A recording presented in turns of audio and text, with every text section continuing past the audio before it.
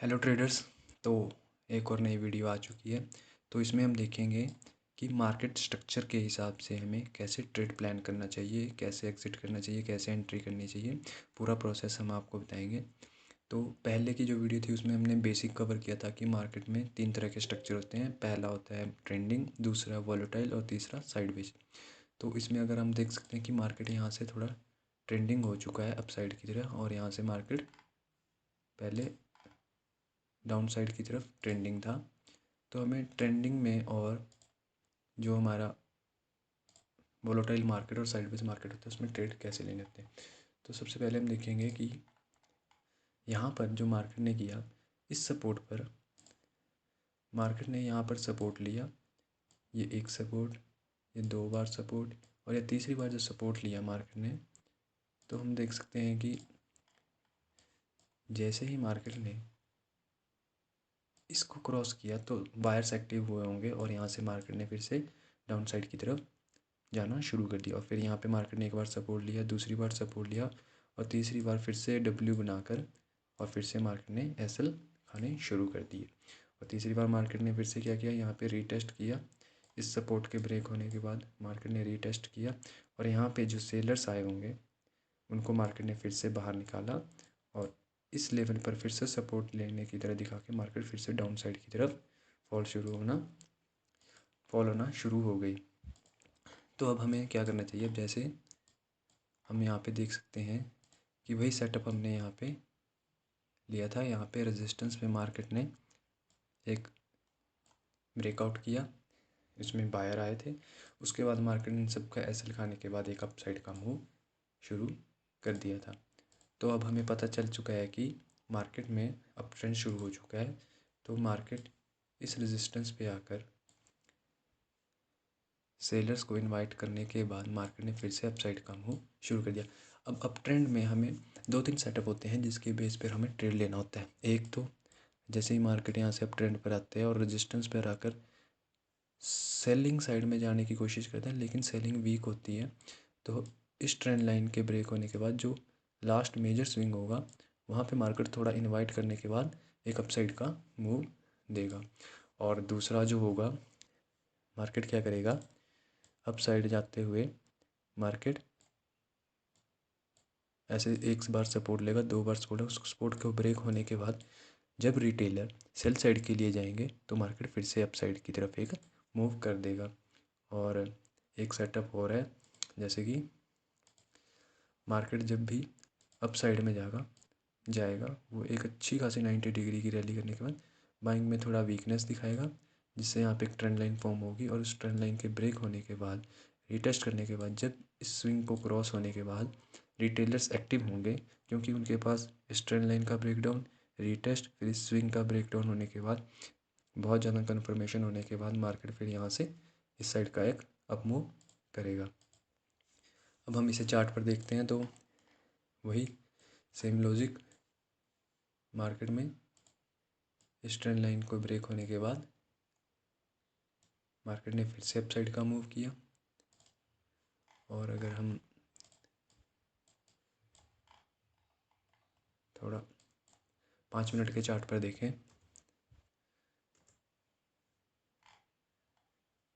तो फिर से वही जैसे अप ट्रेंड था, ये एक सपोर्ट लेवल, मार्केट ने यहाँ से क्या किया, सेलर्स आए, मार्केट ने फिर से एक अपसाइड का मूव कर दिया। अब मे भी मार्केट यहाँ क्या कर सकता है, मार्केट फिर से यहाँ पे एक सपोर्ट बना रहा है।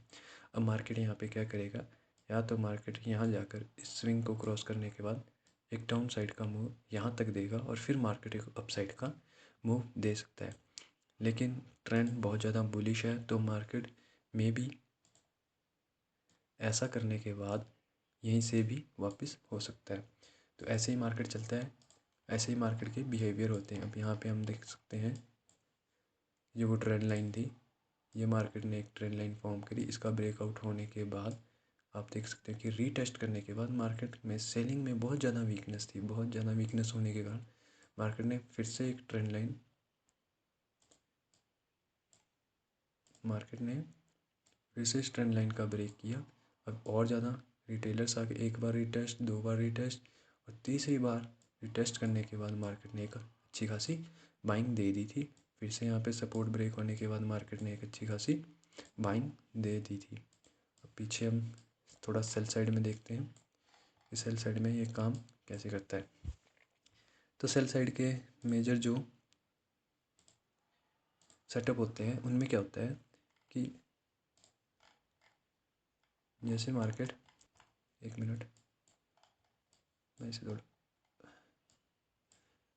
अब आप देख सकते हैं कि जैसे मार्केट एक डाउन ट्रेंड में, आप देख सकते हैं कि यहाँ पे एक शार्प सेलिंग फॉर्म हो रही है। मार्केट क्या करेगा, मार्केट ने ये रेजिस्टेंस लिया, ये रेजिस्टेंस लिया, एक एम पैटर्न बनाया और इसका ब्रेकडाउन कर दिया। अब इस एम पैटर्न पे बहुत सारे रिटेलर सेल साइड में चले जा चुके थे।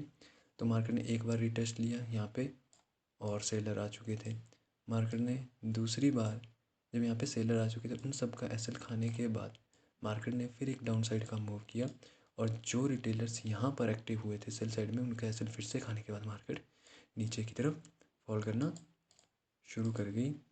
और उसके बाद मार्केट ने क्या किया, मार्केट ने इस सपोर्ट पर एक बार सपोर्ट लिया, इस लेवल पर, दूसरी बार इसी लेवल पर फिर से सपोर्ट लिया और तीसरी बार फिर से मार्केट ने इस लेवल का ब्रेक किया। और रिटेलर्स के एसएल खाने के बाद मार्केट ने एक अपसाइड का मूव करने के बाद जो लोग यहाँ पर सेल करके गए थे उनके एसएल मार्केट ने खा लिया। और इस बाइंग कैंडल को देखने के बाद जो रिटेलर बाइंग साइड में गए थे, फिर मार्केट ने उनके एसएल खाना शुरू कर दिया। अब इसे मैं थोड़ा बड़े टाइम फ्रेम पे दिखाता हूँ कि कैसे मार्केट काम करता है।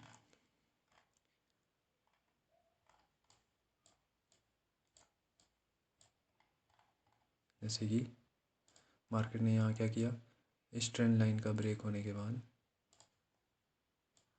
इस ट्रेंड लाइन को ब्रेक होने के बाद मार्केट ने जब भी इस ट्रेंड लाइन का ब्रेक किया, यहाँ पे रीटेस्ट लिया और इसमें यहाँ पे जब बायर्स एक्टिव हुए, मार्केट ने एक अच्छी खासी डाउन साइड की रैली कर दी।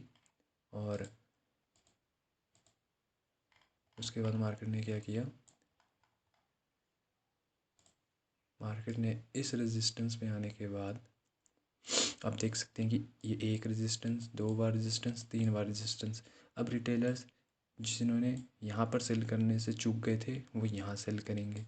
अब यहाँ पे भी पोजीशन है रिटेलर्स की, यहाँ पे भी पोजीशन है रिटेलर्स की, और उनको और ज़्यादा कन्फर्मेशन देने के लिए मार्केट ने नीचे से एक अच्छी खासी रेड कैंडल दिखा दी। और उसके बाद मार्केट ने क्या किया, इस ट्रेंड लाइन का ब्रेकआउट होने के बाद यहाँ पे भी रिटेलर्स, इनके एसएल कहाँ होंगे, यहाँ, यहाँ और यहाँ, इनके एसएल खाने के लिए मार्केट ने एक अच्छी खासी बाइंग कैंडल बना दी। अब इसी चीज़ को हम 15 मिनट के चार्ट पर देखते हैं। 15 मिनट के चार्ट पर ये कैसे फॉर्म होता है। मैं इसकी एक बार ये ड्राइंग बंद कर देता हूँ।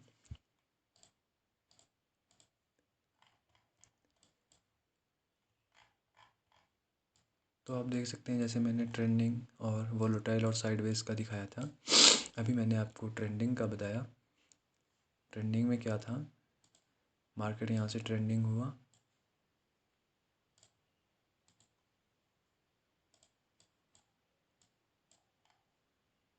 मार्केट यहाँ से ट्रेंडिंग हुआ, उसके बाद मार्केट थोड़ा वोलेटाइल और फिर मार्केट यहाँ पे आके साइडवेज होने के बाद मार्केट ने एक डाउन साइड का मूव किया। उसके बाद मार्केट ने क्या किया, जब हमें पता चल चुका था कि मार्केट ने डाउन साइड का मूव करना शुरू कर दिया, तो हमें ट्रेंड के साथ ही ट्रेड करना होता है और हमें लिक्विडिटी देखनी होती है कि लिक्विडिटी मार्केट में ट्रेंड के अगेंस्ट कहाँ पे हुई है। जैसे यहाँ पे ये इक्वल हाई, ये इक्वल हाई, और इसके जैसे ही क्रॉस हुआ रिटेलर्स बाय साइड में ट्रैप हुए, उसके बाद मार्केट ने फिर से एक डाउन साइड का मूव कर दिया।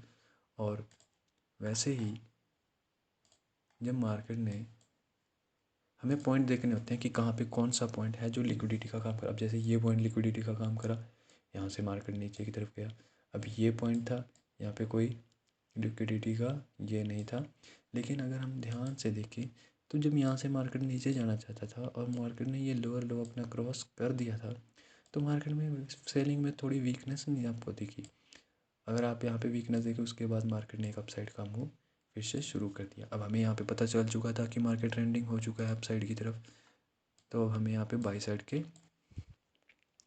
सेटअप देखने थे। अब पहला सेटअप, इस पॉइंट के क्रॉस होने के बाद हमें एक अच्छा खासा बाइंग का मूव मिला।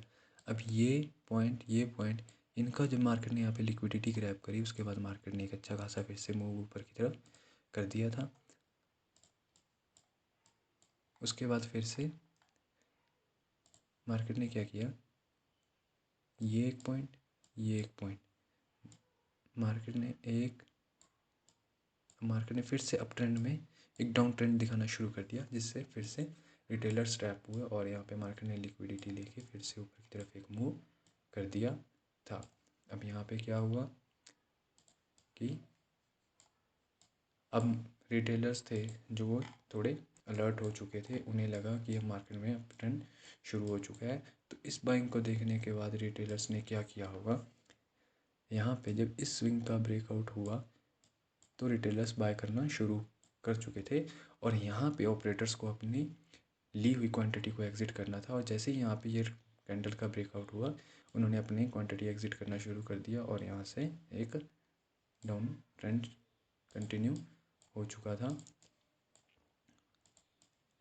अब हमें देखना है कि आगे जाके लिक्विडिटी कैसे। अब यहाँ पे आप देख सकते हो कि इतना ज़्यादा शार्प सेलिंग हुई है और इसके 50% भी मार्केट नहीं आया है, तो मेजर रीज़न ये रहेगा कि हमें सेल साइड जाना। अब ये एक हमारा लेवल जो निकल कर आता है, इसके क्रॉस होने के बाद फिर से मार्केट डाउन साइड में ट्रेंडिंग हो चुकी थी। अब हमें एक और चीज़ देखनी है कि ये और ये स्विंग दोनों, यहाँ पर मार्केट ने लिक्विडिटी लेना शुरू कर दिया था और अब जब ये मार्केट लिक्विडिटी लेना यहाँ पे शुरू की है, तो हमें यहाँ पर एक सेल साइड की पोजीशन बनानी है। लेकिन जब मार्केट ने यहाँ पे रीटेस्ट करा तो मार्केट नीचे जाने की फिराक में नहीं था। मार्केट यहाँ पे सिर्फ रिटेलर्स को इनवाइट कर रहा था कि सेल साइड आ जाओ, और उसके बाद मार्केट ने एक अप ट्रेंड शुरू कर दिया। तो मेजरली होता क्या है कि मार्केट में ट्रेंडिंग जो मूव होता है उसमें हमें पुल बैक पर जब सेलर्स ट्रैप होते हैं तो हमें एक जैसे ये अपसाइड का मूव लेना होता है। और जब मार्केट वोलेटाइल, एक ट्रेंडिंग मार्केट के बाद जब मार्केट वोलेटाइल होता है, जैसे कि ये ट्रेंडिंग मार्केट था, उसके बाद मार्केट थोड़ा वोलेटाइल होगा, तो इसमें हमें मेजरली स्कैल्प करना चाहिए। जैसे कि इसमें कोई सेटअप बना, जैसे हाई ब्रेक होने के बाद एक 20-30 पॉइंट का स्कैल्प, लो ब्रेक होने के बाद एक 20-30 पॉइंट का स्कैल्प, सपोर्ट पे इनवाइट करने के बाद एक डाउन साइड 20-30 पॉइंट का स्कैल्प, और इसके बाद मार्केट में साइडवेज यानी कि इंडिसीजन कैंडल बनना शुरू हो जाता है। इसमें हमें ट्रेड नहीं लेना चाहिए। तो बस मार्केट स्ट्रक्चर में यही होता है। मार्केट बहुत सिंपल है, लेकिन अगर आप ओवर ट्रेडिंग करोगे तो आपका लॉस होना बिल्कुल पक्का है।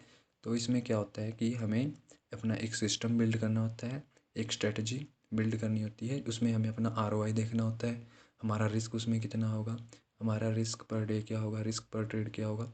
अगर आपके पास 20,000 कैपिटल है तो आपका हर ट्रेड पर 2% रिस्क यानी कि 400 ₹450 आपका पर ट्रेड का रिस्क होना चाहिए। ऐसे ही हमें सिर्फ ट्रेंडिंग मार्केट में और ट्रेंड के साथ ही ट्रेड लेना चाहिए। वोलेटाइल मार्केट में हम थोड़ा स्कैल्प कर सकते हैं और साइडवेज मार्केट बिल्कुल अवॉइड करना है। तो आपको थोड़ा बहुत तो समझ आया होगा। आगे हम इसका नेक्स्ट पार्ट लेकर आए।